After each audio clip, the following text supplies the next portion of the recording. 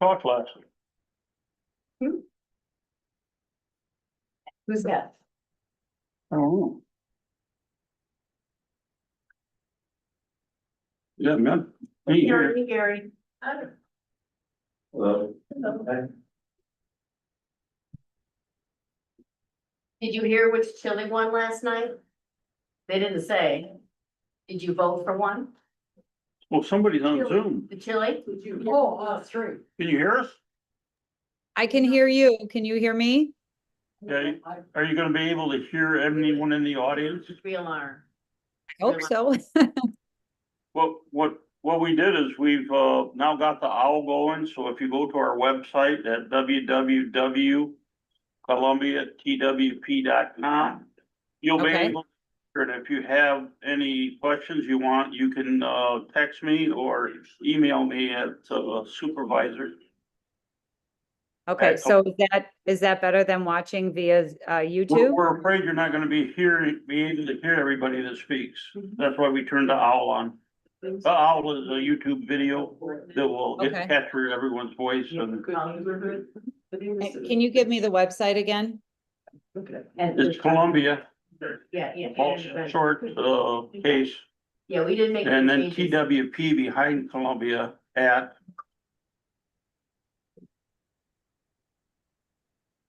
Okay, ColumbiaTWP.com. Mike? What did I give you? It's Columbia Town, no, it's just ColumbiaTownship.com. That's our website. Chantal, SHANTEL. On our website, the YouTube, the YouTube video should be going, and you should be access it from the front page. Jim. Conrad. budget workshop? No, Mario. I'm- Mario, what's your last name? FALBS. You can scroll down a little bit, sometimes it's below the front KUS. picture.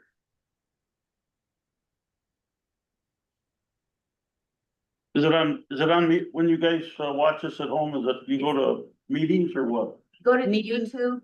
Go to. Is it under meetings or under the front page? I have found it under meetings, but it winds up, it takes you To the YouTube page, yeah. Yeah, in the meeting, it's under meetings. Under meetings and on the right-hand side of You the, wanna look under meetings. okay, what's your name? And I'll just write her down, attending by Zoom. Do you know her name? Ken?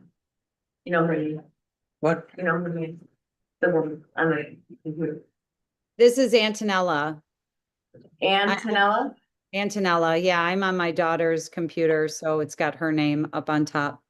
T-E-N, can you spell your name for me, please? Antonella. And I'm here with my husband, Joe. Okay, thank you. Yep,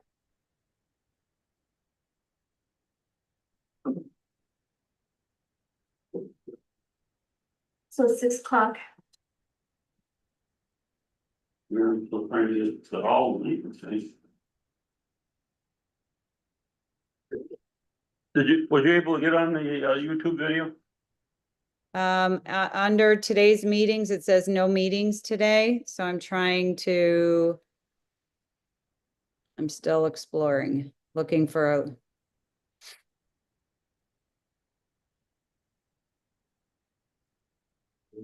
Sorry. I was wondering what your name was. On page three.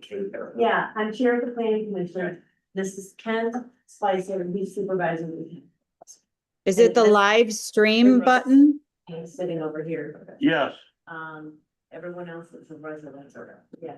We should probably already introduce ourselves. Yeah. We can do that. Just wait.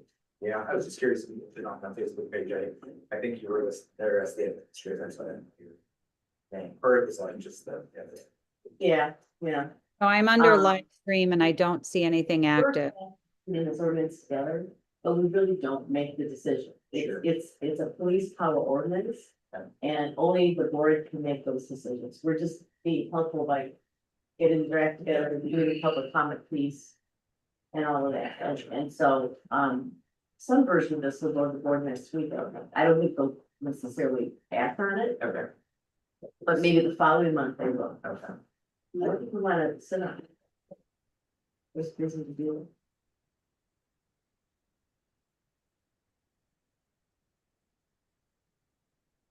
And just by way of background, I think everybody else knows this, but other meetings, so. We have township lawyer, Boston Steel, to put together a draft for us. Based on kind of what's going on with townships around us. We looked at that, we had our own comments. I'm a lawyer by training, I'm retired, but, I like regulatory. So I took it and I'm working on putting it in plain language. Okay. So I'm actually hoping that you tell me if you find it easy to understand, that's very important to us, this is before we might have plain language ordinances. And then, and we know it's not ready to go, we need to hear from the public, but we thought it was at a good enough spot for people to give us input. So that's my job, is to listen tonight, take notes. And, we'll make revisions where we think we have consensus. Some things we might have to ask the board to decide, I don't know. And I don't know if you wanna wait until it's like officially started, I was curious if you could share like the background. I know you said the communities around the townships. And I've got her coming. Yeah, I mean, we can talk about it as a group, but I'm happy, so I think the fair way to put it. Yeah, they're coming up on all. Anybody, I got you. is, Was you able to get on? Series, but, I have low tourism battery. spot for long. No. Including the list, so. But what's happened over the last few years is the Airbnb and the VRBO, so that homes like a summer cottage might come down and a substantial home will go in its Yeah. place and now it's a full-time. Airbnb. Tara, And so we're getting complaints. Hi, Carl. People are upset. Sometimes it's fun, and on YouTube, I sometimes can not. see you and hear you. And so, Yeah, the lady is on her Zoom. everything you would expect. Yeah, Parking, And- fire lane, noise all night. She's on Zoom, but she hasn't got on to, she can't get onto the YouTube off the website. Using other people's dots, yeah, but um, meeting's not an iCompass, so I can't link the video. you know. So I just sent you anything the that you YouTube run video ordinance, link. that you're- events, I just that kind texted of it to stuff you. that The other time. You did text it to me? It's for. Just did, yeah. Okay, and that's the So, YouTube video that's going on right now? Okay, I'll give it to her. Try to Bye. balance out the rights of people that live there and the rights You in? of people that. Trying right now. Short-term rentals. And there's a debate, some people would say we have no right at all to be doing short-term rentals at all. Because our ordinances are written in such a way that they don't expressly allow it. They also don't expressly prohibit it. Yeah. So that's where we have, it's tricky. So there are some court cases that are very positive on the side of townships that want to regulate short-term rentals that are in residentially zoned areas as commercial properties, that we have every right to do that. And that's new. And that's directly a result, my read of the court cases. And there's 2 court cases that came out 2022 by the Michigan Supreme Court. That's exactly what they're going after, is that what were sleepy little cottage lakes with a rental business, but that have become Yeah. more like compounds. Gotcha. And these lakes are fragile. And, it's causing problems. So what townships are doing, not just here, but all over the country, Still not on? trying to find a way to regulate. No, In a way that the people that live next to a short-term rental. I'm their sorry, rights are, trying. and it's an easy way for them to. Is it the get that. special meeting? Now they feel their rights are being. At the same time, understanding that people that are already here and have a short-term rental. That's a way of life, we haven't stopped. I don't see it here. So it's a balance. like Let me everything. see. Balance. Are you able to get on? Not myself, I rent properties, Yeah. I mean, I've been renting on lakes since my kids were little, like 4 and 5. And now they're 42, so, and we still do it. And now the grandkids, so I mean, I have that perspective, I'm just being honest, I mean, I know, I have that perspective of what it's like to go to another town. Yeah. Where I wanted to stay with my family for a week. Yeah. And, some of us have short-term rentals, some of us live next to short-term rentals, I think it's important for everybody to know where we're coming from. Yeah. How you doing there?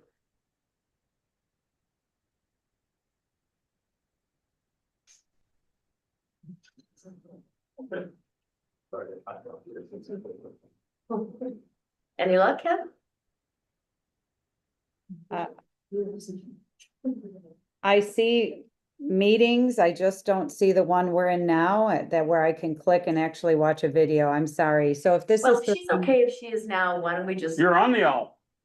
yeah, we can Your hear voice you, just came over the owl. we can hear you, Okay, so she can I listen, can see. Can you hear people in the audience? Somebody say something. yeah, can you hear us? Hi, Can you hear them?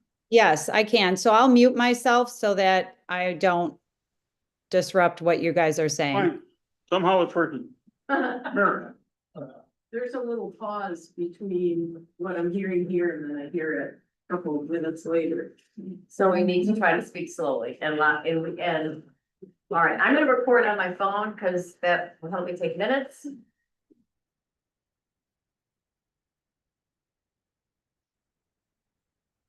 Okay.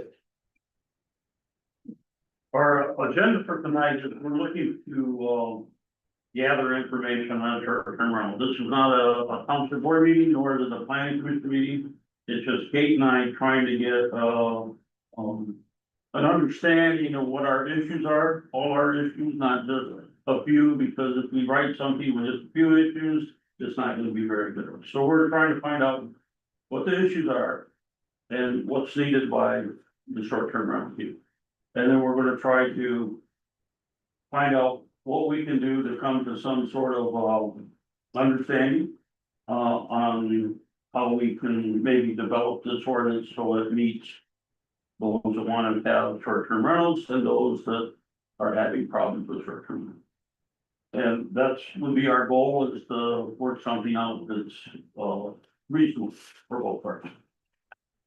So what we have is, and I want to thank you, Chuck. I mean, your insight that you provided is very good. It's my pleasure, and I'm happy to discuss obviously things with everybody, and I, Just, but it's very good to have where you're at and what you're willing to do, and I think that's what we're looking for that. I do appreciate that. That's what I'm. that's kind of you. I'll also say I appreciate hearing from everybody else, because I have been trying to listen and take care of what people are concerned about. I didn't receive a lot. I did receive some, and I have. Comments from written other down people. here Okay. From other people.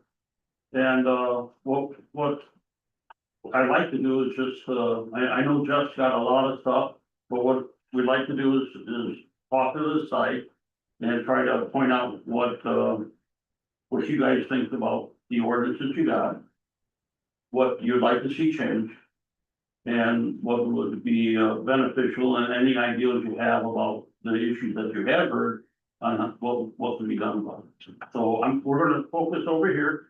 You guys, you're probably independent, right? Yeah. Yeah. Wanna go through page by, it's not that long. Should we go through it page by page just to make sure that we get everything?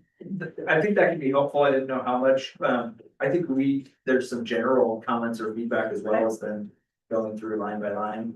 Do you mind just telling us like what your situation is? Absolutely, yeah, so Chantel is the owner of a ministry called Journey to the Well, just a few miles from here. I'm the executive director. We host retreats, marriage retreats and those types of therapeutic.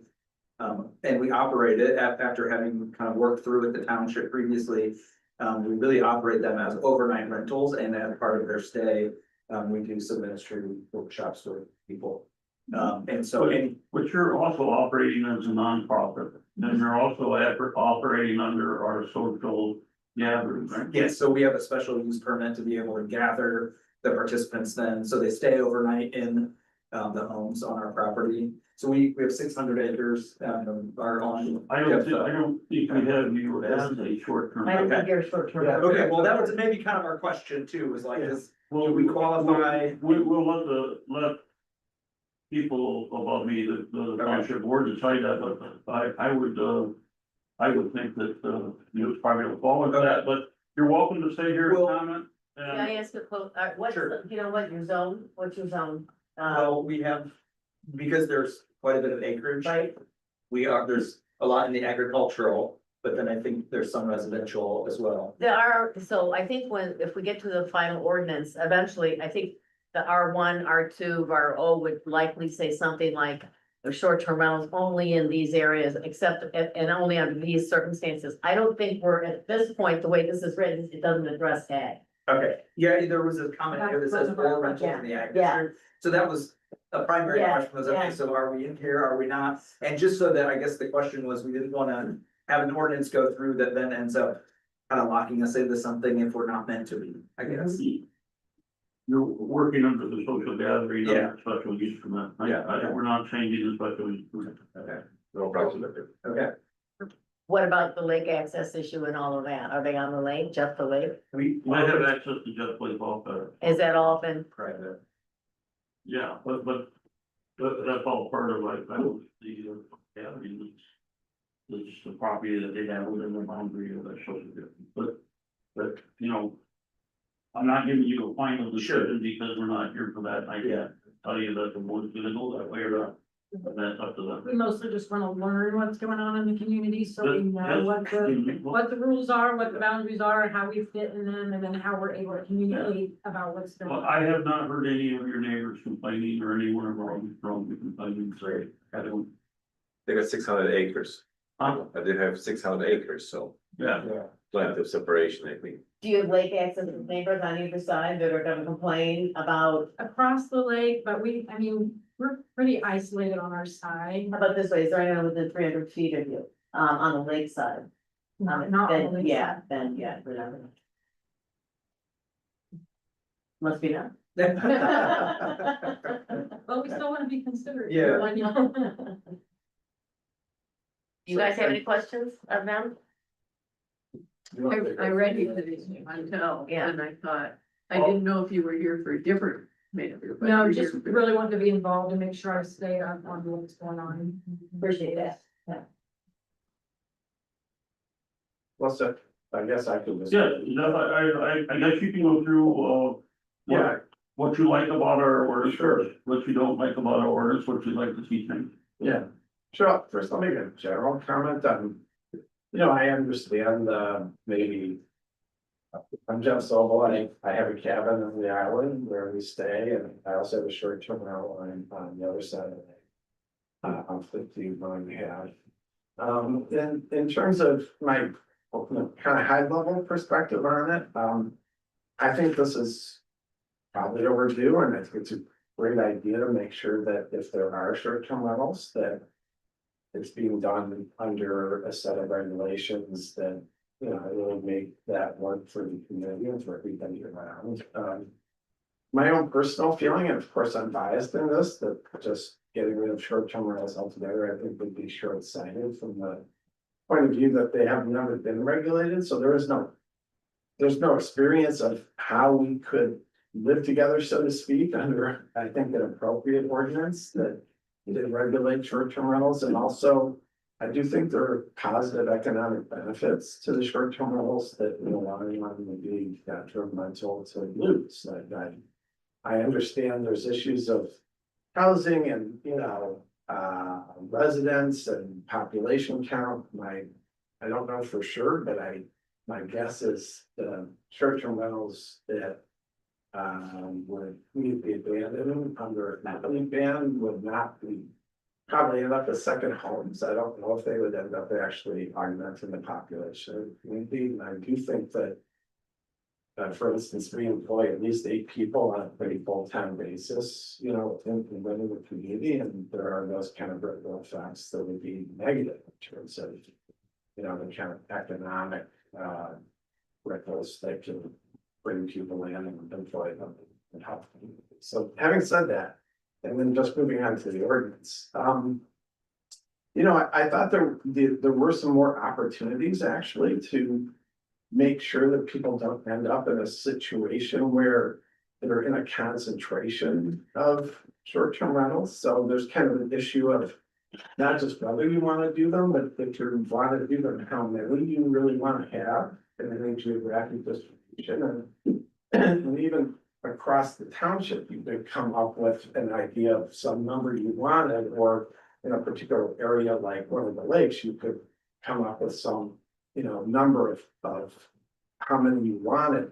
But you still could have a problem of concentration, of like 2 or 3 ending up in one place that was kind of negative for the people who weren't short-term rental owners. So I was actually trying to think creatively a little bit about that problem and I came up with a few suggestions, which I've sent forward. One was, to start with some kind of limitation on the total number, and I think there could be a lot of discussion about how that will be done in terms of the percentage of residences across the township or in specific lake communities like Saddle Lake or North Lake. I'm not gonna propose a specific percentage, but I think some reasonable percentages could be come up with. I think it would be reasonable to not allow short-term rentals to share property boundaries, to try and keep them, not being stacked up in one place. And that was my attempt to come up with a part of the regulation that would make sure that they were dispersed and within any area.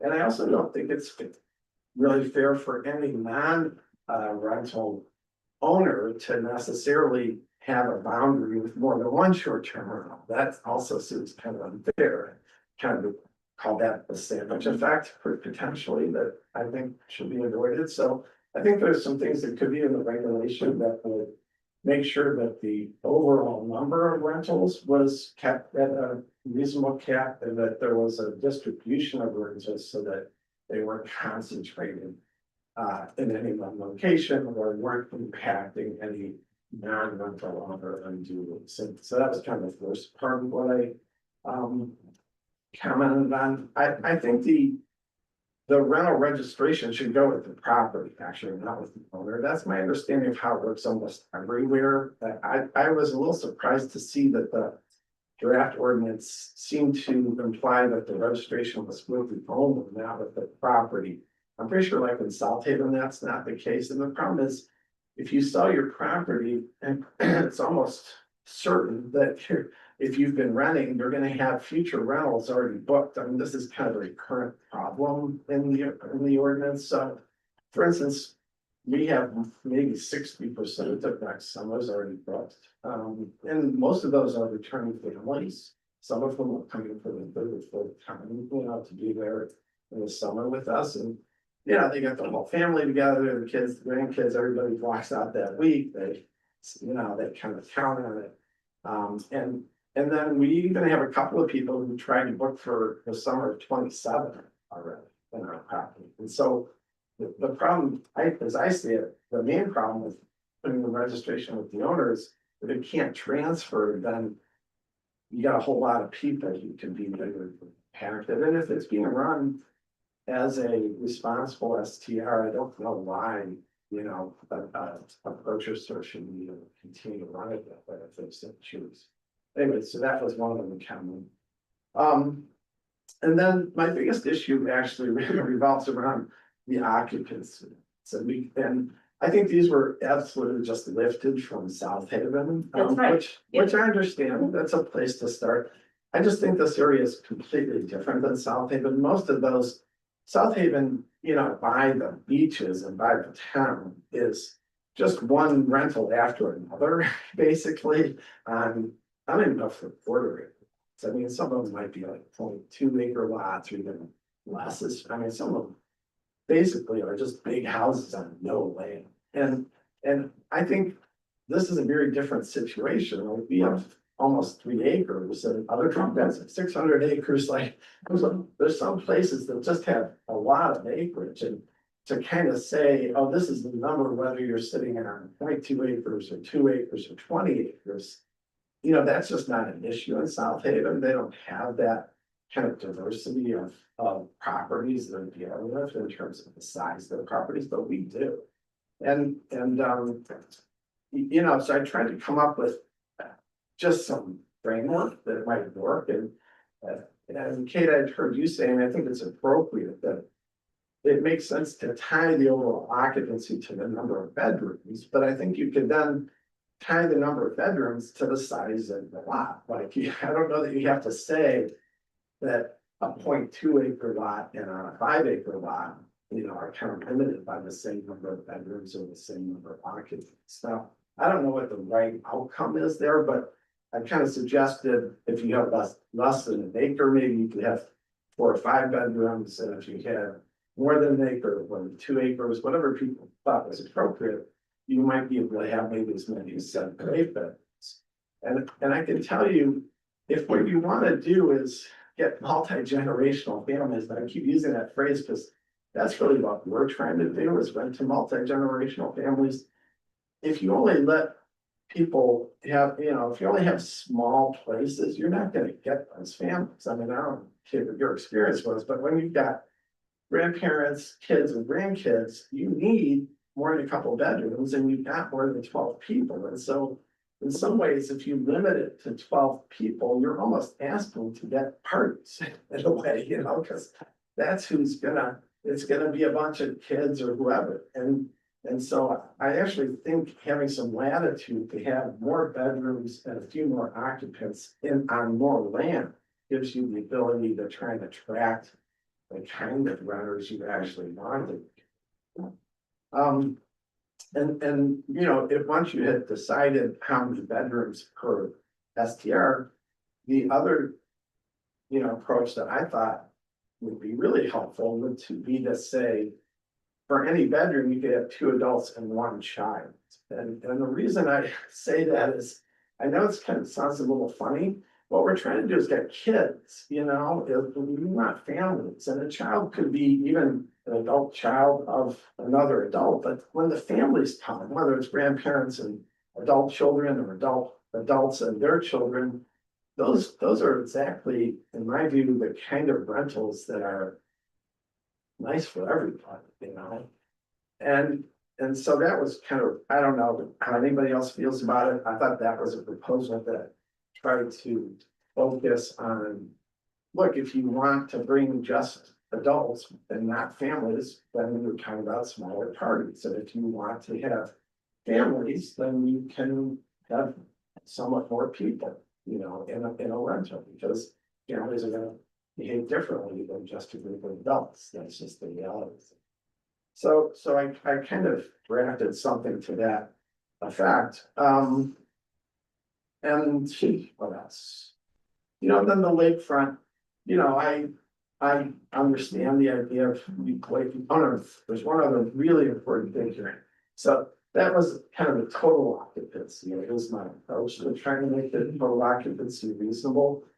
The daytime limit, I actually thought was not restricted enough, to be honest, like. What is the daytime limit? Well, so the daytime. Think about what's is in your- the short-term ordinance right now? or- Yeah, again, it was just lifted from South Haven, so the daytime limit was the total occupancy times 1.5. So if you had a 12 occupancy, you could have 18 people during the day.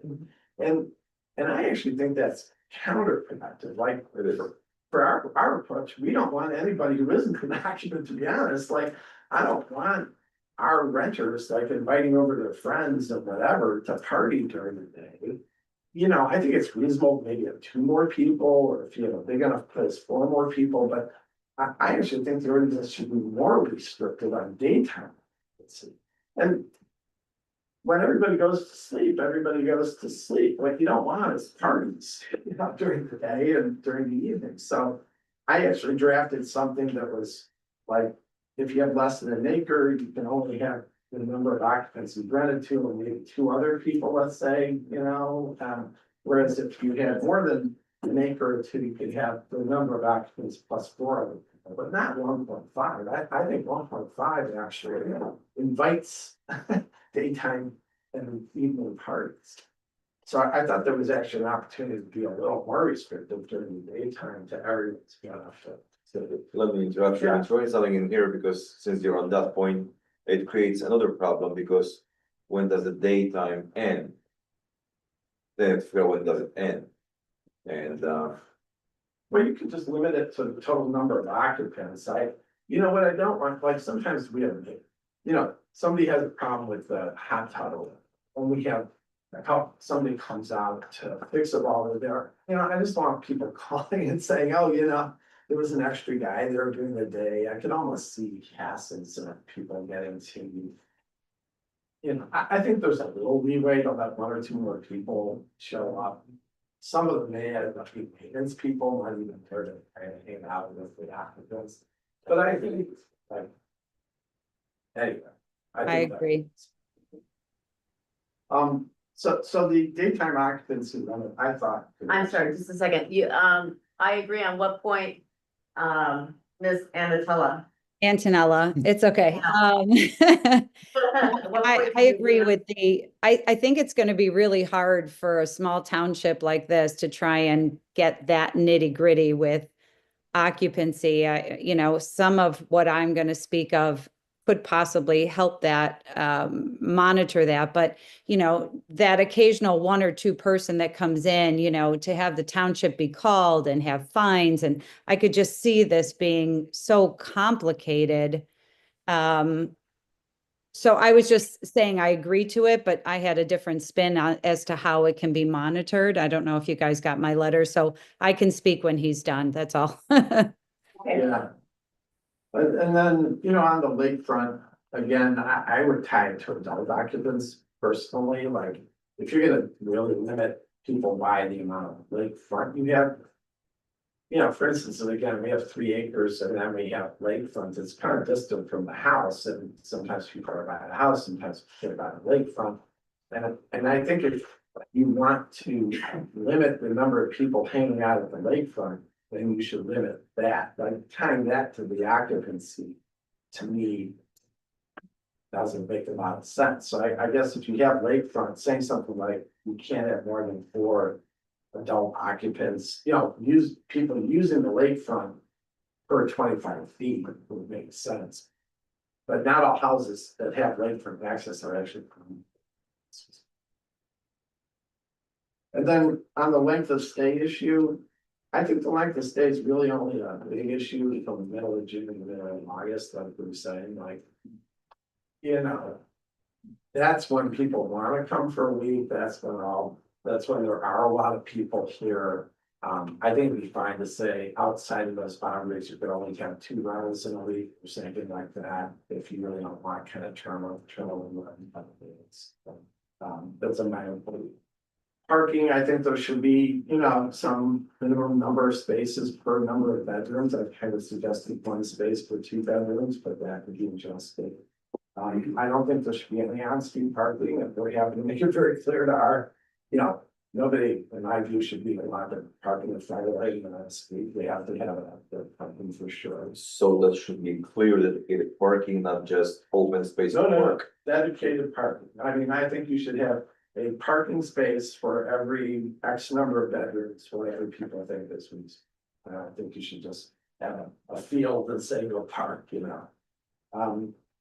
Personally, I think if rentals are gonna allow dogs, they should have a fenced in area outside. I know that the ordinance suggests that people should leash their dogs, but. I've listened to the experience you've had, and that's terrible, and it should never be allowed to happen, in my view. If you're gonna let people have dogs, then you should have a place for them. So, yeah, They should have fence yards or something. that's what I think, that they should be required to have a fenced in area. Let's see. One thing I do think, no matter how this works out, I hope. Let's say, for instance, it works out in a way that we can't continue to rent. I hope we can at least. Fulfill our obligations to the people who booked with us through next summer. I would feel terrible, you know, I mean, it wouldn't be good for us economically, but I also feel terrible. Calling all these families and telling them that, you know, you can't have them next summer, so. If it turns out, I think there should be some sunset provision that if you've already can demonstrate that you've booked your place, you know, by the time of the ordinance, that you can fulfill your obligation to those renters. And then, I think. You know, this is to me kind of a self-policing. We could talk about how the township polices it, but I really think what's great about this is you're gonna give people a number to call and you're gonna actually log these complaints. And from a good neighbor perspective, I think that's great. I wish we had this number for, you know, every kind of good neighbor problem going on, whether it was rental or not. I do think that the ownership, first, I think 2 things about the reporting. To me, it should happen within 24 hours, because as an owner, if something happens, call right away. Because then we can pay that on it, we can deal with that right away. And the other key thing is we keep a security deposit, right? So I actually don't mind being fined for the behavior of one of my renters if I can then keep their security. So I need to ask clarification, 24 hours? You want 24 hours to respond to a report? Am I no, hearing no, that no, right? no, no. If somebody sees a violation on my property, Correct. I want them to report it to you within 24 Would you hours. respond to the ordinance and what we put in the ordinance? That would be helpful. Because what we put in the ordinance was that we have neighbors within 300 feet that get a first chance to call Right? But, the owner and the local agent so they can resolve it. And it only goes to the township if the owner or the local agent have not responded within 1 hour. If it goes to the township, it's an automatic fine. So Right, could you but what I- respond to that? That would be yeah, well, so what I'm saying is I worry about. Something happens at 8 a.m. on Monday, right? And then. Nobody calls us until 12 p.m., noon on Tuesday and says, yesterday, your renter did X, Y, and Z yesterday. And we say, well, I'm sorry about that. And then they call you and they report, when they didn't call us in a timely fashion about it. Okay, well, the ordinance, we can make it as clear as possible, but I'm really interested in people's input on the way the ordinance is written and whether you think that would work. I'm not, No, I think that's fine, but I don't think it's enough, is I guess my point. I think it's fine for them to call us or our agent, right? Try and resolve it right away, but I worry that people won't call in a timely fashion to the problem, you know what I'm saying? I think this is gonna be a learning curve for the community, That's fine. without a doubt, but if you're looking for action, if you've got somebody next to you that's messing around on a short-term rental property, I want you to be able to make that call and have the confidence that within 1 hour, if the owner or the local agent doesn't respond to you, then you have a right to call the township. I mean, you can record when you make that call to the owner, you can take a screenshot of your phone and say, this is when I made the call. And then the owner, it's up to the owner and the local agent to deal with that first problem. We as a township are definitely not set up to be taking first time calls. No, that's not what I'm asking. That's not what I'm saying. I'm saying that I am a little concerned that people are going to report things that happened. Not today, but like a few days ago. There's no fine for that. But they didn't report it Report it, yeah. within that time that it's happening so that we can. But is that what the ordinance says? I believe so, but if it doesn't, we'll tighten it up. Yeah, I'm So not I'm saying- asking, I'm I'm not asking sure for that's comments what on the the ordinance ordinance that actually That helps was us. our intent when we Yeah. put the order. I get it. I didn't read it that way. And we may, yeah, if I you're didn't not read it. reading it, then we'll make it clear. And I also think. What I also didn't read in the ordinance was that the owner had a chance to respond to the township, meaning. They do, that's in the ordinance too. There's a whole hearing process. Yeah, Yeah. this is Okay. great. yeah. I don't think there should be fireworks, was that in? I don't think that's been excluded yet. Yeah. I'm just that's throwing a fair. few things, I don't think there should be fireworks, I don't think there should be bonfires. And then the last thing I would say is, I said this before, I'm probably the first person that would come here and say, I want tax, but, I actually think this is an opportunity for the township to build in some reasonable fees that could be used to the benefit of the community. I think, for instance, that you have to figure out what the costs are for implementing this, obviously, you have to cover the costs of their septic inspection costs, fire inspection costs, administrative costs. I actually think the township should consider adding something reasonable on top of that, directed at like the parks or beautification of the the downtown area that would benefit everyone. And then the last thing I think I skipped over at minor thing, I think I hope not. Alarm inspection every 90 days is killed What do you think would be reasonable? twice a year. So. Those were my thoughts on it. And some of them make it harder on us, right? Some provide some leeway for people but it's all based on kind of my experience in this over the last few years and also being part of the community. Thank you. You're welcome. Do we want to have the woman behind us go next?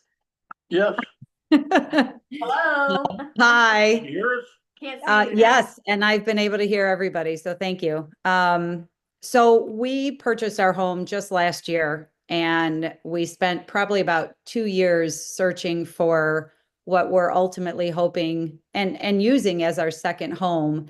And we were grateful that Grand Junction allowed us to find a home that worked for us and didn't limit us with short-term rental regulations, because there are a lot of towns that do. So for a year later to all of a sudden have this be a case is obviously a little daunting on us. But you know, our goal is for this to be our second home and for us to retire there. We fell in love with not only the charm and the character of the rural area, but you know, the way the community has generationally like passed down their homes over the years. It's what we hope to do with our home. But until that's the case, until we can retire and actually spend more time there, we're choosing to do the short-term rental so that the house doesn't sit vacant and it can help us incur the costs on the upkeep of the home. I don't know what type of, you know, problems obviously the township has had with other homes, but you know, I would imagine any right now, the market is so competitive with short-term rentals that you have to keep your home at such high standards because you don't get those reviews, nobody is booking your home. So, I mean, the benefit of having some short-term rentals mixed within the community is not only the obvious of, you know, we pay taxes and licensing fees and stuff that obviously generates income for the community, but, and then, you know, anytime a guest comes, they're using our gas stations, they're using our grocery stores and restaurants and generating revenue for the community. But these guys are, if they're doing it right and they're getting the right reviews, they must be keeping the home in top shape. They're improving the landscape, the exterior of the home, the lakefront, and that's all in turn bringing up the value not only of their property, but obviously if you're surrounded by properties that are well maintained, your neighbors' values going up, which in turn brings up the value of the township. So there's a lot of benefits to short-term rental if they're done right, you know, and I think that part of that speaks volume with reviews. So I don't know if you guys got my letter, which goes into more detail about it, but I thought instead of, because I was agreeing with this gentleman, I don't think you can set up regulations in a town like Grand Junction or in a rural area like this to be the same as someplace like South Haven, where it's so congested and it's a different animal, you know? And so that threw me off a little bit. I think that has to be taken into consideration. But in regards to, I'm going to jump a little bit, but in regards to the actual ordinance itself, the one thing that stood out for me, can you guys hear me okay? Yeah. I thought the number of days, like only one renter per week, I didn't understand that one because I understand that we're looking to limit disruption, right? And the number of bookings, that doesn't automatically equate to being a problem, right? You could have a well-screened renter for 3 days have less impact than somebody there that's for a week that is disregarding the rules. So I think if the people are well screened by the the owner or the management company, we should be able to allow the owner to, I don't think it needs to go less than 3 days. Like, I think there's too much disruption if you allow 1 or 2 days, but 3 to 4 days, I don't think that's a problem. I think it's more about the behavior of the renters and the rules within that. So that's my take on the 5-day rule. But I thought, you know, is there a possibility of grandfathering, you know, for people that are already in the community?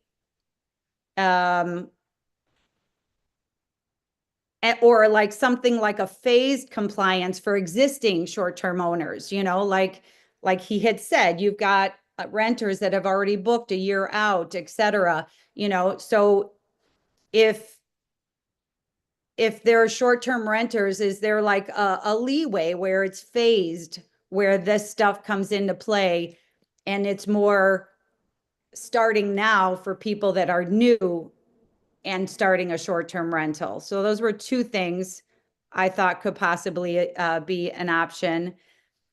And then the other thing I thought was, instead of a blanket regulation for everybody, could we create a short-term rental oversight committee, you know, where they're monitoring the complaints, the reviews, and if you're getting complaints or you're getting bad reviews, then that particular property, you know, the problem property is then when we step in and do what we need to do with these regulations, as opposed to just a blanket thing across the board, you know, What do you mean by a blanket? I'm sorry, like, could you help me understand, what do you mean by a blanket thing across the board? Because I think the ordinance says you have to have 3 separate violations on 3 separate days in order to be at risk of losing your certification.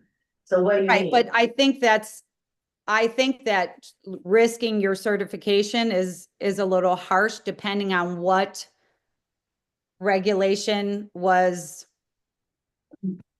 not followed, you know, like, can the inspection be tied to triggers, you know?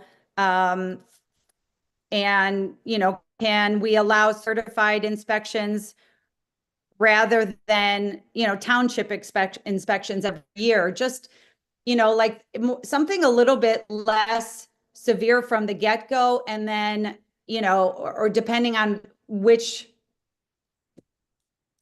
I guess I just don't think it should be blanket 3 violations no matter what. Like, let's look at the violations that really could affect the safety of the community, and maybe put the number of complaints to be more for some and less for others. I don't know. That was my take. I think there's a lot of benefit to these being put into the community, just because I know on my lake alone, 3/4 of the properties sit vacant. I don't know that benefits the community as far as revenue and upkeep. You know, some of these short-term rentals, we invested quite a bit of money in our home, which brings up the value for everybody. And I think as long as everybody is following the rules and there aren't complaints, I don't think we need to just hit everybody across the board that is a short-term rental. I think it has, you target the ones where the reviews are horrible, or the complaints are excessive, as opposed to this blanket, like 3 violations, you're out. I believe there's a hearing opportunity as well. So it's not a 3 year out, it's, you have a hearing opportunity. Okay. We might consider that hearing that, you know, a renter can, fill out a remediation plan with that hearing, let's say, and to try and direct, you know, and then be held to that plan, or I guess however it plays out. I'm sorry, I just wanted to make that one clarifying point. Did you finish what you wanted to say? Yeah, when the gentleman said no bonfires, do you mean like no fire pits at all? Or are you talking like bonfires? Oh, we did, not at our. Like you should have called it a place. fire permit?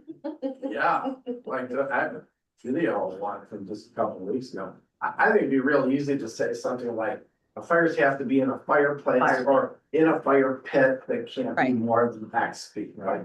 I don't think people should just like haul logs, onto them, Right. or whatever, dump some gas on it.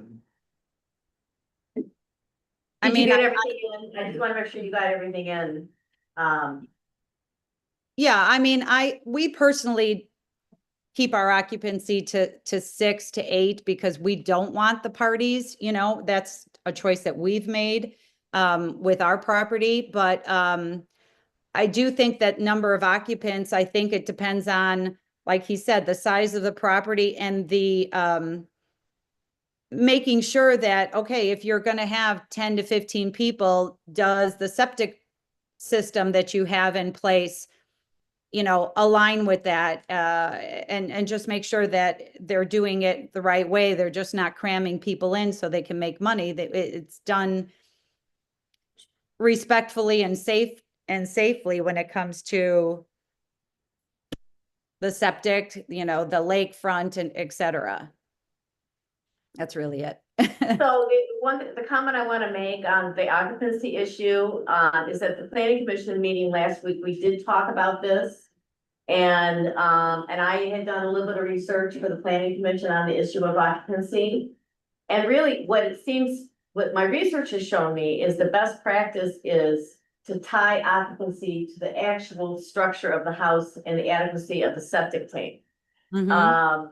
And adequate in fire and egress and ingress, almost anything else you do, land, all of that, none of that is being, allow me to finish, land doesn't come into it.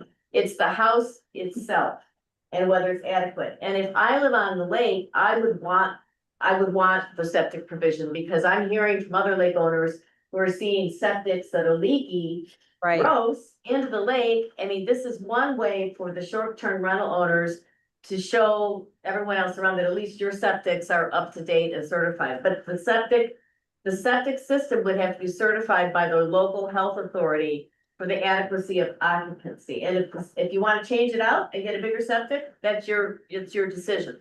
I agree But with you. that's what best practice, I like best practices and I don't like overcomplicated, especially for a little town like this.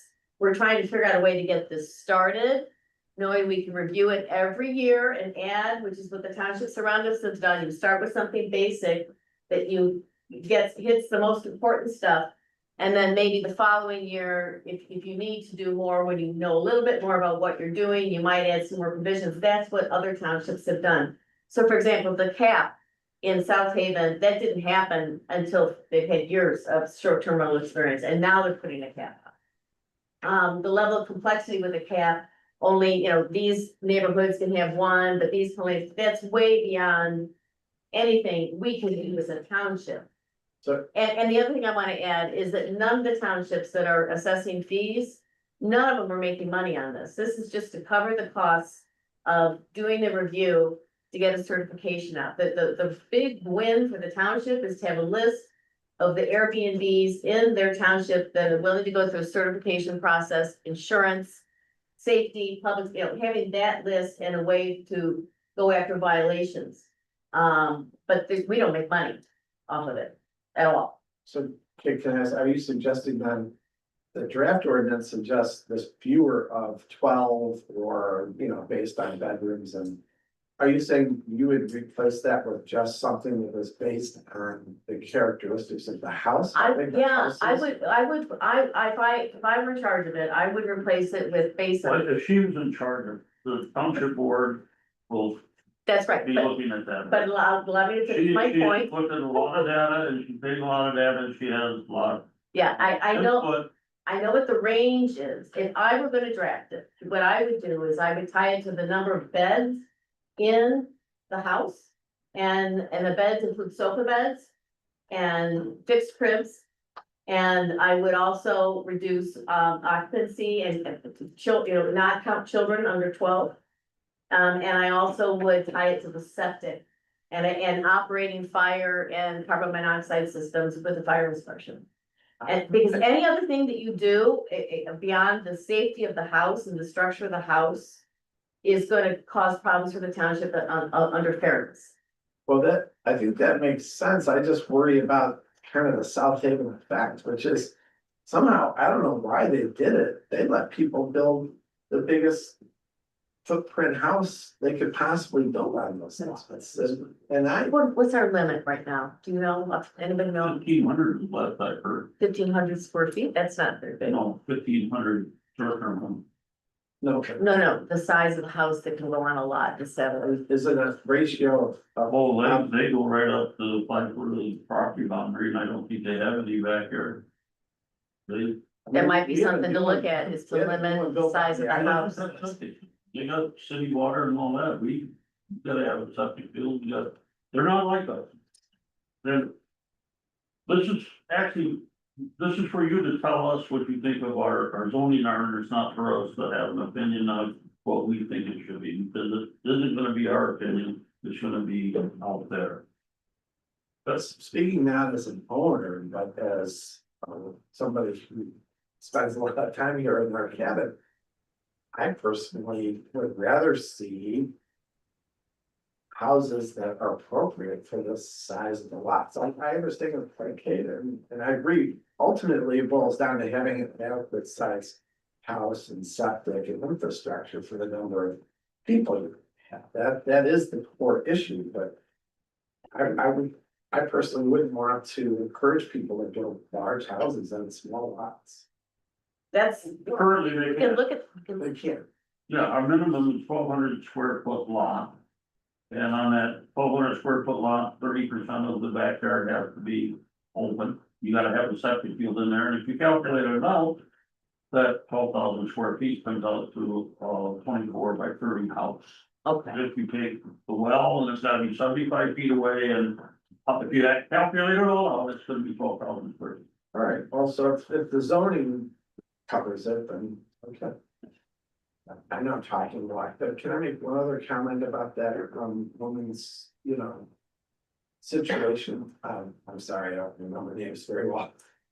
Her situation is very common, like, we have a number of people out in Helen who are older and have said to us, our kids can't afford to keep our house, when we are gone unless they can either rent it, or maybe sell it, whatever, but they can't afford to keep the house outright.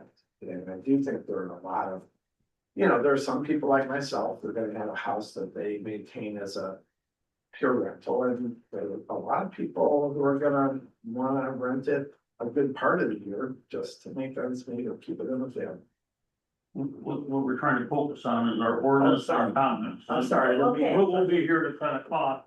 Yeah. Yeah. yeah, you feel like you got to say everything you needed to say, okay, did you want to add, I'm not sure do you have anything to really add? Them too. Okay. I is thought there anyone else? Yes, the fees or the fines were pretty steep. Mhm. And like I said, I don't think that one rental per week I disagree with that one. I think 3 is fine as long as, they're not causing problems. That's my opinion. And then there was another thing. I thought the amount of paperwork that needed to be brought forward in order to operate as a short-term rental, I thought that was extensive as well. Am I wrong on that? Like, what is it that you guys are going to be requiring under this ordinance before? It's listed out, it's pretty straightforward, if you look at the application under section 4. Okay, It's pretty straightforward. Again, we're a little tiny town in the middle of Michigan. We don't need to reinvent the wheel here. And if it works for other townships, it works for us. Something like an application. It's pretty straightforward.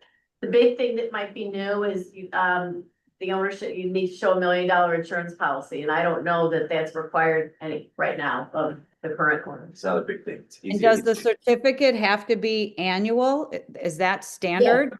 Yes, it does. It is standard. Yes. Okay, Yeah. And one of the reasons I'm a little nervous about a cap issue is we don't really know for sure how many.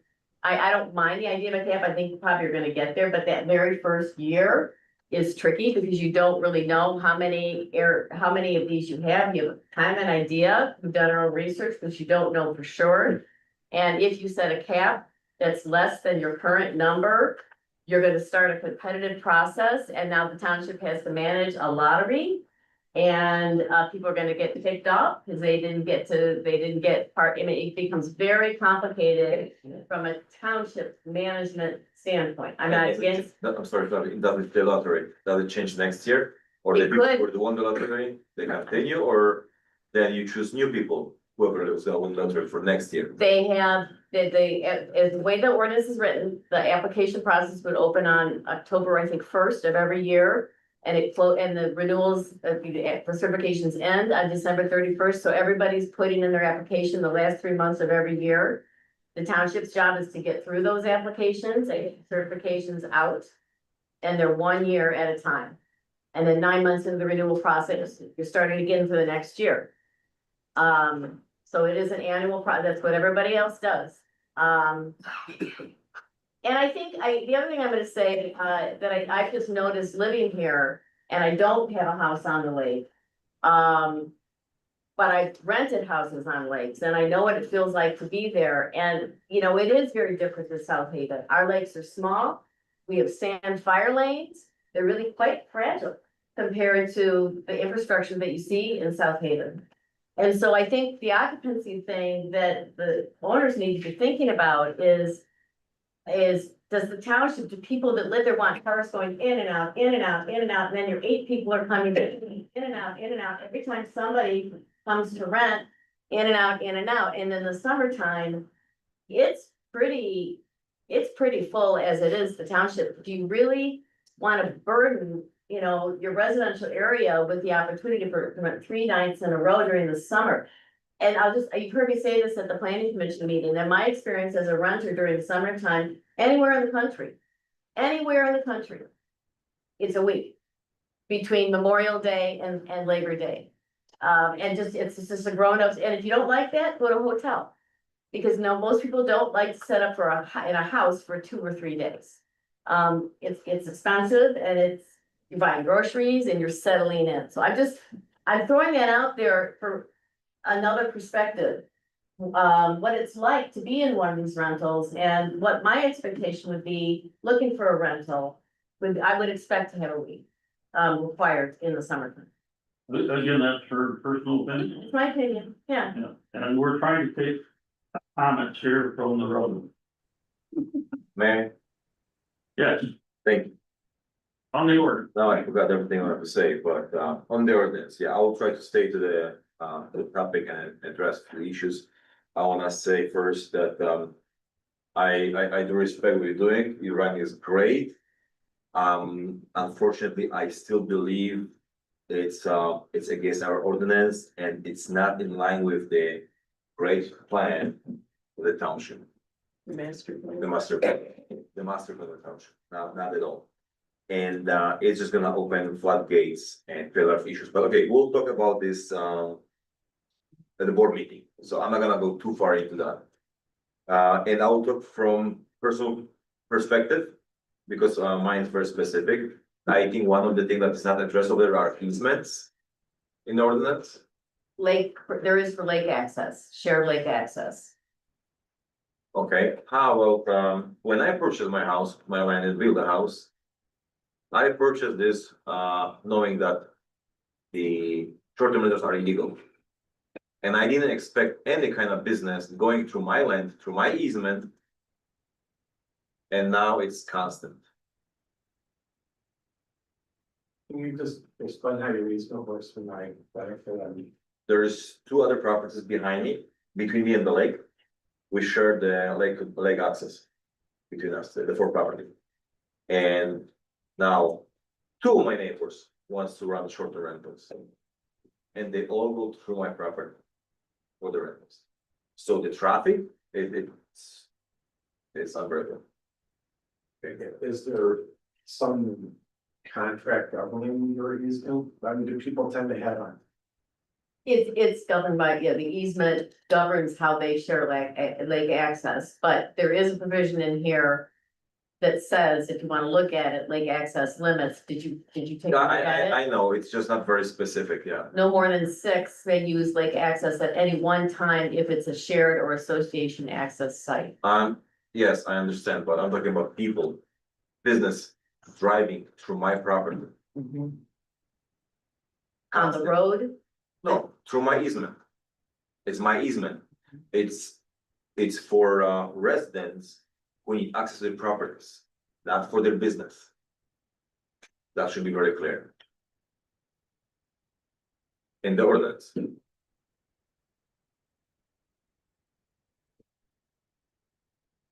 That's one of the things. We already talked about the daytime. You're not saying residents, you're saying owners. Title, people that are titled owners should be the only ones that have access, that. That's correct, yes. Okay. Yes, I'm sorry, I missed. What if- Residents, because if they're Yeah, renting their, yes. what if it's a contractor? Or an Airbnb? I'm a little confused about what you're asking. he's saying that, access to the lake, You said Through vehicles, you easement. said vehicles. You What? said vehicles are going through your Vehicles, property. people going through my easement, through my property, They're driving cars through your property to the lake. yes. They drive a car right down to the lake on your I mean, I've seen your easement. They literally Yeah. drive their car down there Well, they have to access the short-term rentals, they have to drive through my property, and they park down there. yes. all the way at the lake. Not only like, They gotta, you gotta. You gotta walk to get down, the yeah. lake, right? yes, no, they park at the short-term rental, They park on the easement, which is your driveway, right? sometimes they park over there, yes. Okay. There's always a conflict with, Don't we have that covered about? Yeah, not don't we parking have in that the covered? driveway? Yeah. no. No trespassing on neighbor's property, neighboring yards, driveways, docks, beaches, private property off limits unless you have direct permission from neighboring owner. Please respect property lines and privacy of others. Failure to follow this rule may result in. Okay, so, just because I don't understand, could you explain to me?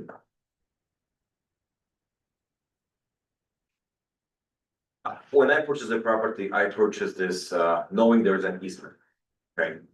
For other owners to use, but not for businesses. They still driving through my property. I have to fix, like I just fixed a couple weeks ago, I have to fix my easement, I have to fix the driveway over there. And by the way, that was, because of the contractors, we went to have equipment. And they damaged the fire line and they damaged my easement, Mhm. okay? So they are concerned. It is, yeah. So you're saying the situation where you live with respect to your easement has changed since you bought your house? Yes, Have you talked to a lawyer about that? About whether you have some rights under your easement, since the situation has changed since you moved there? You have a nuisance claim potentially. I do, but maybe Yeah. I don't want to go to court yet, maybe I want to see if we can protect the township. So in terms of the short-term rental and the kinds of things that we're looking to regulate on the short-term ordinance. Do they address your issues? That's what I'm trying to No. get at. So would it, can I just, blue sky, this is what you're looking for, that somebody sets up a short-term rental on a property that has an easement. That they have to get kind of need to get permission to continue to use that easement as a short-term rental. Meaning, if I had an easement as a homeowner and then I sold my place and then somebody wanted to establish a short-term rental. And the property they're buying from me has an easement. They have to access their house No, I to get my it. property, Right, and I have no problem with them. yeah, But I have problem with the business because the traffic, there's like 5-7 cars every weekend. So if we're limiting occupancy appropriate to the size of the house and the septic, if we're taking that approach and we're making it clear about. Not trespassing on land that you're not supposed to be on, the easement I can't help you with, that's something that you've walked into and we can't really It's still a regulate that. residential area, and still a business. But what we can regulate is how that short-term rental handles itself. on the property, and that's what the ordinance is all about. So I'm still wanting to know the things that we're regulating in the ordinance, noise, fire, septic, no trespassing, lake access. How do those help you or not? That's what I'm trying to get at. You help me? Yes. No, not much. Yeah, Not but much. it- I don't believe this is this is, people of the township have any benefit with short-term rentals here. And I believe right now, people rent because they think it's okay, they don't understand that it is illegal, okay? Because it is, according to Michigan State, it is illegal, and it's not in ordinance. So people do this because they don't know any better, which happens. And the only reason that we have to do ordinance now, because we have so many problems. If there were no problems with short-term rentals, we wouldn't have to do the ordinance. So I'm still looking, so I'm still looking for the kind of behavior that you're looking to regulate, short of close me the lake and making it a problem, which is not what we're talking about. We're talking about how to regulate. Very well. Okay. Shared lots should have all owners, all co-owners of the shared lots should have to agree for those to be used under short-term rental.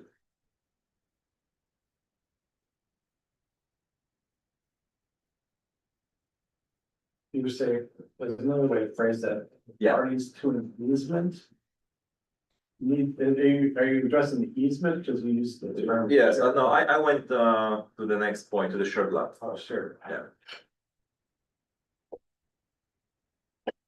Yes, What about these landscapers, blow a lot of debris from the well back there on your property?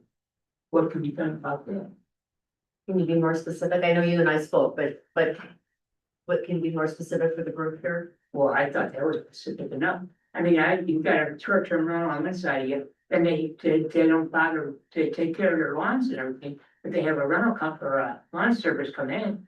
And then when they're blowing, taking down cotton and the leaves and everything, they blow it all over on your property. So blowing leaves on your property. What happens to that? I mean, you know, What do you guys think about that? well, I mean, I'm part of the good neighbor, I don't That's a good think that's a good neighbor. so what am I supposed to control the guy that next door to me that rents a piece of property? It's not for you to control, it's for the owner to control, but it helps, there's a bright line rule for the owner to say to a landscape contractor, stay off the guy's property, don't blow your leaves over there. I mean, that's. I mean, I got pictures of the service truck and everything else. Okay, I'll make a note of it. Is there anything else? And then one guy brought his drone up and he's flying that thing all over the lake. Those drones, I don't believe in them drones. You need to have a license to do the drone. I don't know anything about license for a drone or not. Hey, I'm old school. I don't have anything about this shit. That's So why that I wasn't your drone over my house yesterday? Well, I can see the farmers using them, but I can't see a guy in a round property using a drone, flying it all over the lake. What the hell's he doing? And then I got another guy that bought a trailer in on the property. Mobile, not a mobile home, but a camper. I call it camper. I don't know what you guys call them anymore. He was only there for a couple of days, but he didn't use the camper because you're renting a house. Well, what'd you drag the camper over there for? Why don't you leave it someplace else? I see, you don't have nothing in there about small lot, or not small. We don't have any about campers in there. No, we don't. They're. Well, there was a guy in there with a camper, and then you got people that sneak other people in at night to sleep in the place. And you answered the one question about the little rugrats, they gotta be 15 years old or older to be considered adult. You get these people that come in with these little rugrats or 4 dogs or something running around. I give credit that you got a book in the house, and the women will read it, but the guy, he don't give a damn. He'll let the dog out and let him run loose. And what I'm concerned about is my grandkid getting bit by a dog. And then the other day, I had a dog run up on my deck. What the hell is this bullshit? And these people say, oh, the dog's well trained. It ain't well trained. It should have stayed on its own property. There's a fence line there. I'm going on, and I agree with you with a fence. Well, The damn dog should have a fence, and the dog should be locked in the house while they go into South Haven onto the beaches and shit. I had a guy come down to the house, he says, how do you put up that dog park inside that house all day? I says, that's the way it is. But it is a state law though, that all dogs are to be trained That's right. on a leash or in a fenced yard. That's a state law. I know it's a state law, but you try to, who do you call? The county, But I agree with you too, Yeah. by the way, you know, these fines are fairly hefty compared to that. I actually think that's a good thing. I like that. seems like a Because deterrent. I wanna be able to tell my renters, you break the rules, Yeah. you're You're not gonna getting your pay for it. security, like, I'm gonna keep enough of a security deposit that. If I'm fined, then I'm gonna not give them their security deposit back, and if they know that up front, guess what? They're gonna realize they're gonna lose money if they don't follow the rules. So I hear you on the land debris, we can tighten that up on the landscape debris, the camper and the RV, that is handled That's separately. our zoning ordinance That's a covers separate that. ordinance, Maybe we ought to add, Need to enforce it more. nobody has. We're working on it, yeah. Yeah, Yeah, there definitely are cameras. And. I like the idea of black fence for animals. I mean, that's an excellent idea. Yeah, that's a state law. Some of these rules, though, wouldn't they apply to owners in general, whether you're a short-term renter or an owner? You're talking about landscaping debris, et cetera. I mean, I don't think that that should be singled out to one or the other. I think it's a problem for sure, and it's about good neighbor policy, et cetera. But to single it out to just short-term rentals, I kind of doesn't make sense. There are good neighbor issues independent of the short-term rentals, but I think the idea is the focus of this is to make sure that we're handling it. that's right. I mean, the lake, like Saddle Lake has a homeowners association. I assume Great Bear Lake does too. What about North Lake? Do they all have associations? We do it right there, like, there are association rules, but I can tell you that owners don't keep their own dogs on leashes, so I mean. Even for an STR, it's unrealistic to think that they're going to do that. Right, The own residents don't do It's it. actually more realistic because they know, they're gonna know that if they get reported, they're gonna not get their security deposit back. So if you make the fine, you know, $500, I'm gonna keep $1,000 security deposit. I'm not gonna give them $500. were you trying to say something? You look like you were trying to say something. Yeah, I think animals should be confined, if they shouldn't run loose. Too many dogs, and do too much damage to little kids. We get a lot of people coming back in our area, looking for animals that got loose in this net, so. And there's been a few on their property. This week. Section 5C, there should be also added, what's the max occupancy in that notice to the Give me a second here. neighbors? 5C, I'm sorry, let me get there. Okay, notice the neighbors, Yeah, notice neighbors also should have, maximum occupancy there, so that the neighbors know what to expect.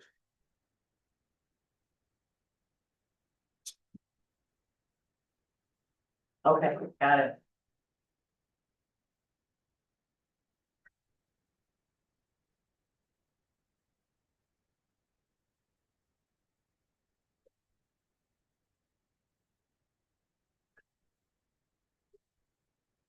Anything else? I bought a property, but see, my piece of property, it's a triangle. So parking employees are paying that on, you don't pull all the way up to your designated area. You get tied into your property, well, you can't get out with other people. These short-term rentals don't realize, don't just drive in and let the cars sit wherever they want. How are you gonna designate the parking area for a tri-tot lot? I mean, I got more lake, way more, a lot of lake frontage, where up in the front, I got like maybe 40, 50 feet. That's it, and it's a shared run in and out of the drive. And these, you know. You being blocked in? Pardon? Are you being blocked in? At times I was blocked in. That's why there has to be dedicated There- parking. They're done, yeah, and a significant fine if you block somebody in, that won't I happen. realize this is a good fine, but who's gonna enforce all this? Well, I wanted your comment on what we're proposing at the moment. Is that neighbors within 300 feet of a short-term rental get a notice. As to what the rules are, the good neighbor notice, occupancy, this type of thing, and if you see a problem. A dog is barking all night, you call the number that you're given by the owner to call. The owner has to give you two numbers, either the owner's number and or a local agent. And that person needs to get back to you within an hour. So that's up to the owner to be, you're gonna have this 8 weeks of craziness. You gotta be around, you gotta be available, you gotta have somebody that's gonna take that call. Are you gonna put a cap on how long they can rent the property for? By rental for the seasonal property? Is it gonna be from, say, Labor Day to Memorial Day, or there's no way it caps that, is there? How long they can rent it, not how long they can rent it for it. Well, the short-term rental is defined in here as less than 27 days. I understand that, but He means when it can be starting to rent. The week to week, no, From year, for the From season. year to year. Say if you wanted it from Labor Day to Memorial Day. could you take it? Could you rent it, in other words? I all mean, I year round? suppose I could. I mean, if you wanted, why couldn't you? Like this for the whole- Well, You work that out with the he's owner? He's looking for a specific time. Yeah. What, would you When you care can do a short-term rental. To limit To it limit. to the season? Yeah, right. Oh, no, we aren't limiting it to a season at this point. I It don't think it's a problem. doesn't seem to be a problem, yeah. It's this 8 weeks that you, right, of June to August, where everybody's and their brother coming to the lake. I was doing 13 all the time. Memorial Day, Labor Day is what most people do. But is this gonna cover it after that 8 weeks and before it? Yeah, but right, yes, it's a year-round ordinance, yes. So if after Labor Day, someone comes to stay at your place at Christmas time for 3 or 4 days, the ordinance is in place. Yes, it's year-round.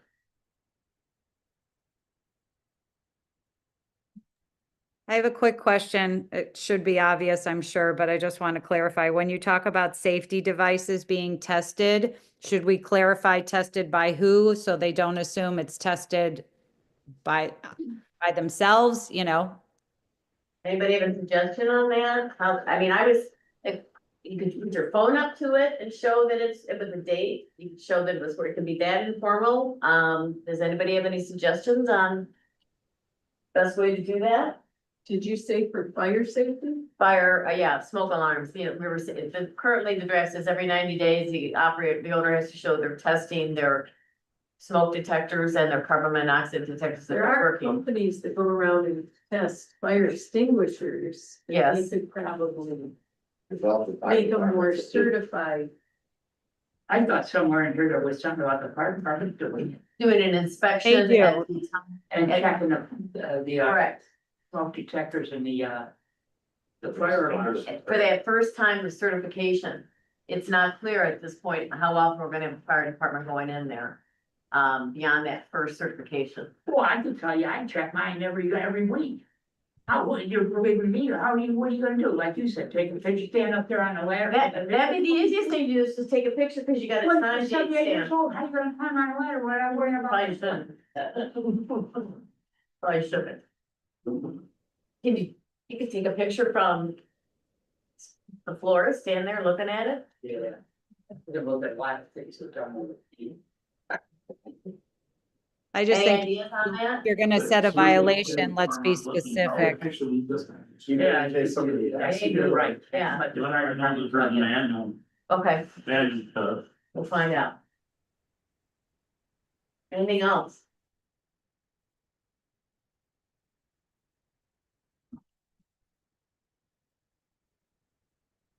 Are you trying to stick more to pros and cons, like, or are you mixing them all in now? At this point, yeah, we've been here for about an hour and 20 minutes. People have done pro and con. Did you have comments on the ordinance? Well, mine's more general. Like what? Just the overview, Mario kind of touched on it. Is that his understanding was, and I think it is correct, that in our current zoning ordinance. Not what we're looking at today, the zoning ordinance now. The commercial is not allowed in residential, or at least not R2. we can keep having this conversation. There's two views. There's some Michigan Supreme Court cases that came out in 2022 that address this Airbnb situation. And that's where we got into the courts calling single-family homes in residential areas that are being operated as an Airbnb as commercial businesses. We all get that, but that is not the way it has been. And we all have to get that loud and clear. There's been a change in reality here. Right. And this area has in fact operated, it is zoned residential, but we don't limit short-term rentals on the face of our ordinances. And we could, but we haven't. We've never done it. And we've allowed So them we to could. happen. That Now we could have be a an court alternate. case, we have several that say, if you've got a short-term rental that's operating in a residential area and you want to regulate it as a short-term rental, you can do that. That's what we're trying to do. Right, That's what we're trying to do. Right. An ordinance actually protects you. Right now, you don't have a lot of protection. You can file a nuisance suit on your own. What an ordinance actually does for someone who doesn't want a short-term rental is it gives you something that you don't Ban have gives me right now. more than the ordinance. Pardon me? The ban gives me more than the ordinance. The what? Ban. The ban? Yeah. Oh, the ban. No, the ban would cause the township you know how many lawsuits we would have? People that own short-term rentals and have been operating them for years, decades even. Why? I've explained it. I even gave you some research on it. Wonderful. Because if we want to ban short-term rentals, we can do it, but we have to do it, and we haven't done it. We haven't done it, and Now we have a chance. I was under the impression that, short-term rental is a business and it's not allowed in the residential area. That may be a different argument. I actually think a well-regulated short-term rental, or, you know, a well-crafted short-term rental ordinance can allow short-term rentals in this community to operate in a way that's beneficial. I believe that.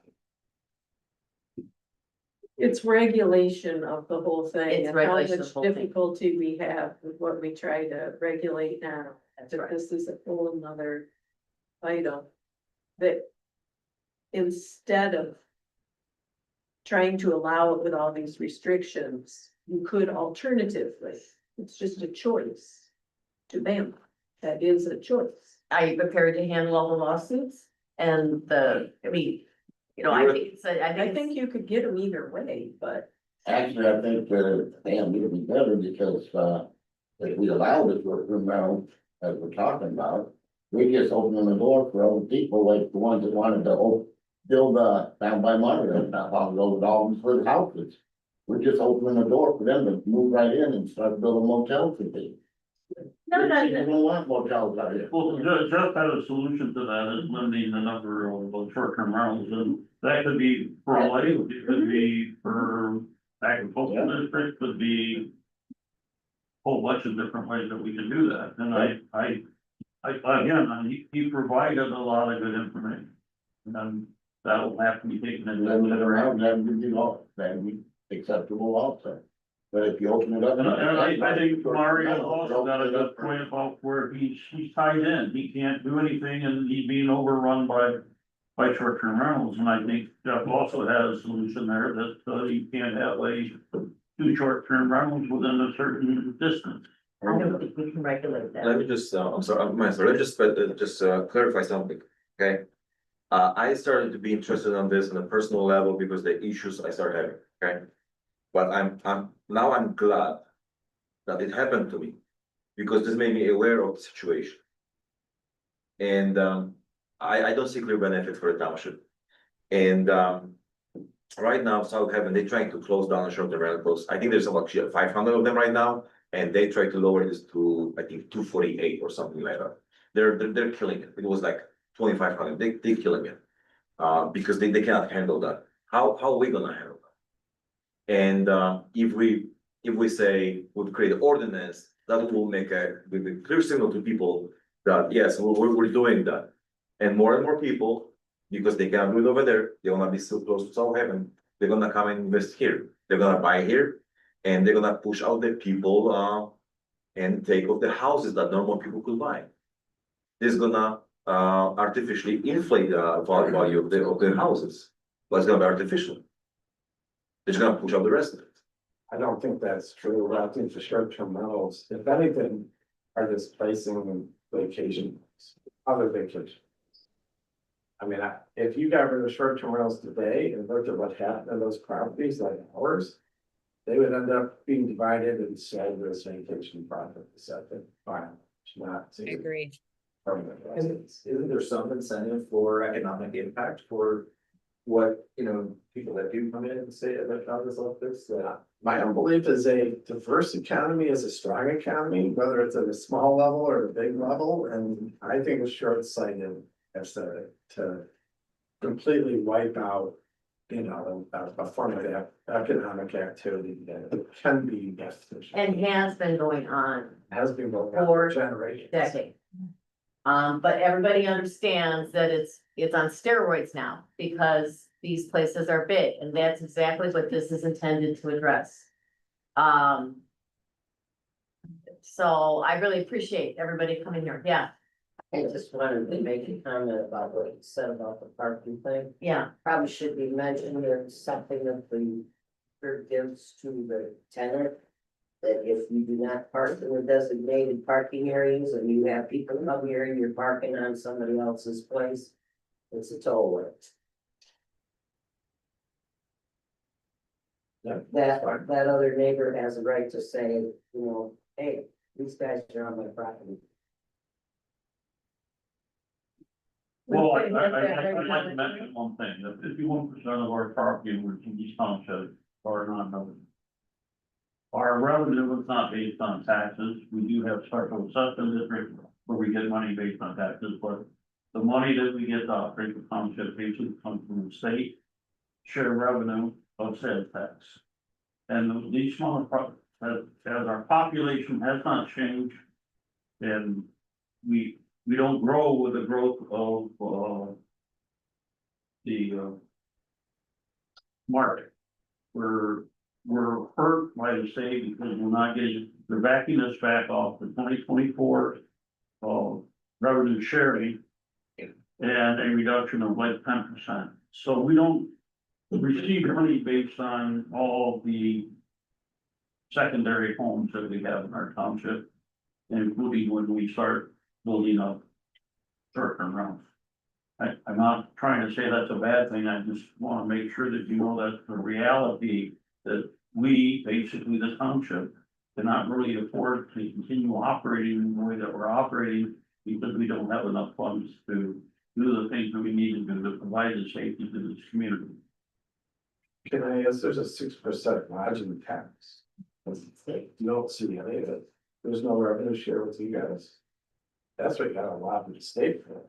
It's a revenue Right on share. that, yeah. Yeah, right. I mean, why should that all go to the state? Yeah, you probably pay more in school tax, which is off the chart, I mean, we go from the school, Bloomingdale or Benjamin.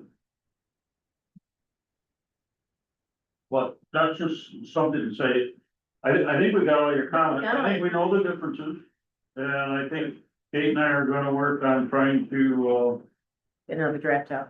get another draft out, the original draft that we had. And then from this meeting, a draft with the comments and trying to incorporate and find stuff that is common between you. And still also let them know that some people are just totally against it.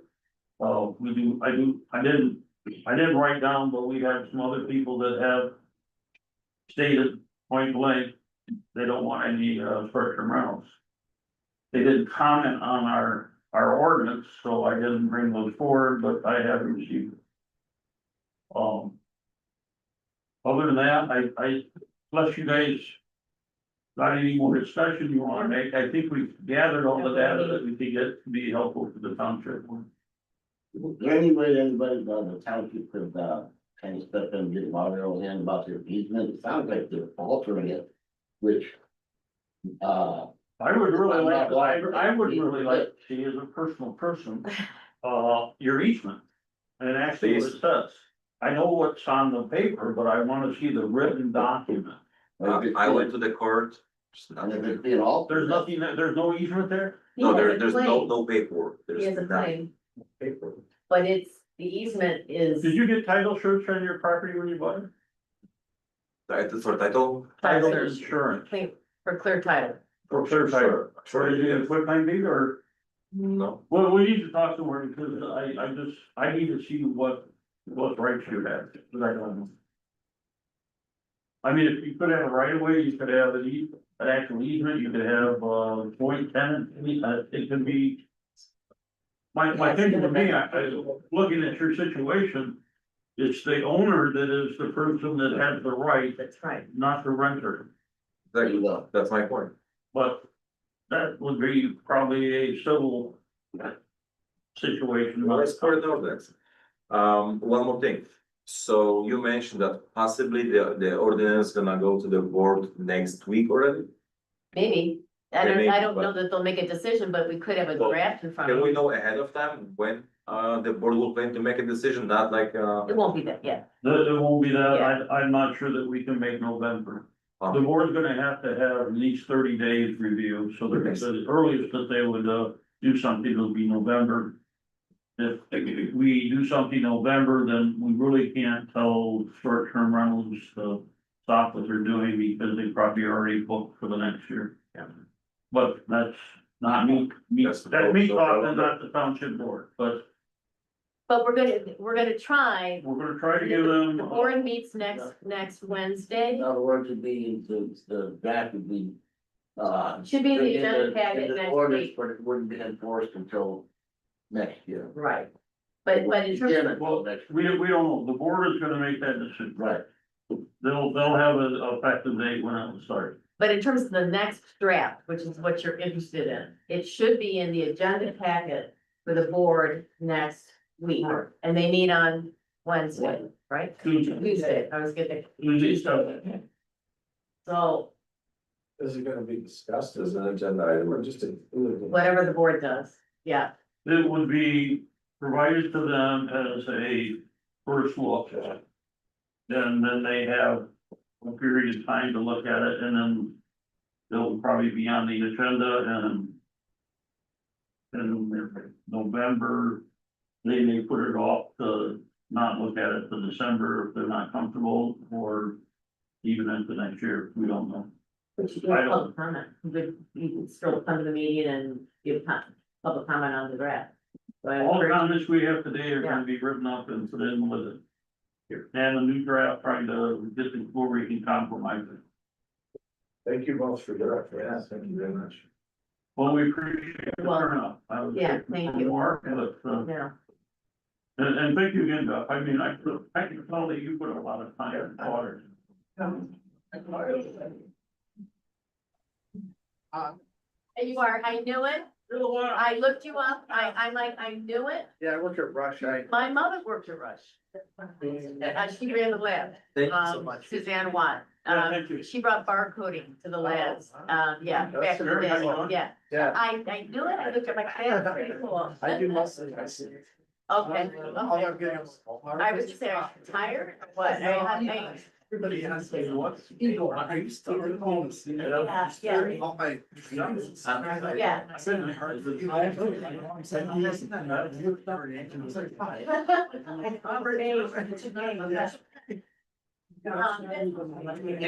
what, my brain's working. I'm with you on that. I didn't have most of this information. Thank you. Thank you. There might be some. It gets good because.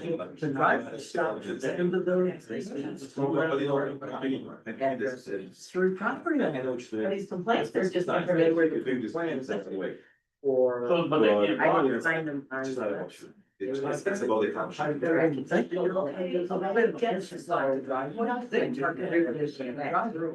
They're not parking on that. They're not parking on that, but it goes all the way up to the end. big problem with that. These are not, these are on the list right now. They are not just one, you know. So he pulls in on the. I will go look at it. Well, there's no back for the apartments, it's already is somewhere. All I'm saying is what he told me. You have a way. I know. I've seen it, I read the easements on this, on the thing that it's still, it's right there. Okay, if I know the name, yeah, I'm starting with the name too. I don't know, you got the first one, and the other one. Yep. What third? The middle third? The middle. Yeah, we're right. Yeah. You're gonna put a fence down the middle, this is my third? They're gonna use it, but if you have 20, 30 people there. So I guess I didn't put Jesse on this because I wasn't sure. He's. You're the third over there. Saying he's. It could be used as something else. Again, It's a silly thing. He's pretty good.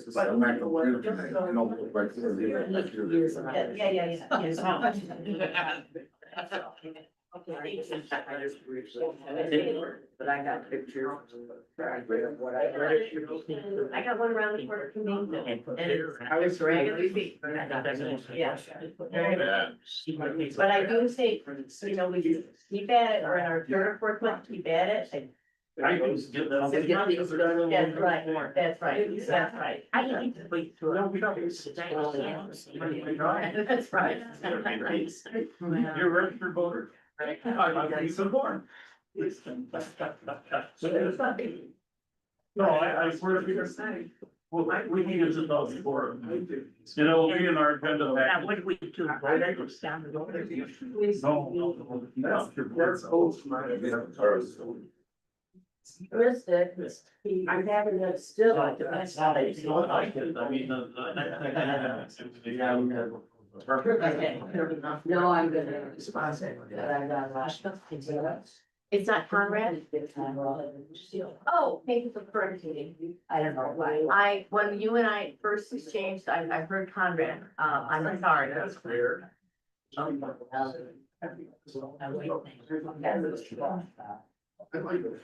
Paula? Hey, thanks for having me. Things that I know it's not. I want to. This is just part of it. And my question next week.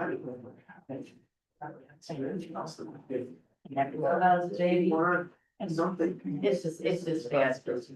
Bad manners. It really is. Yeah, it really is. Yeah, I hear you. Yeah, that's true. What's what my name?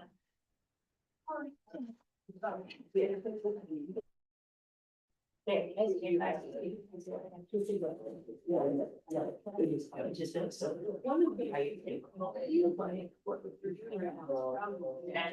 care. Thank you for coming out. You have what, maybe next week?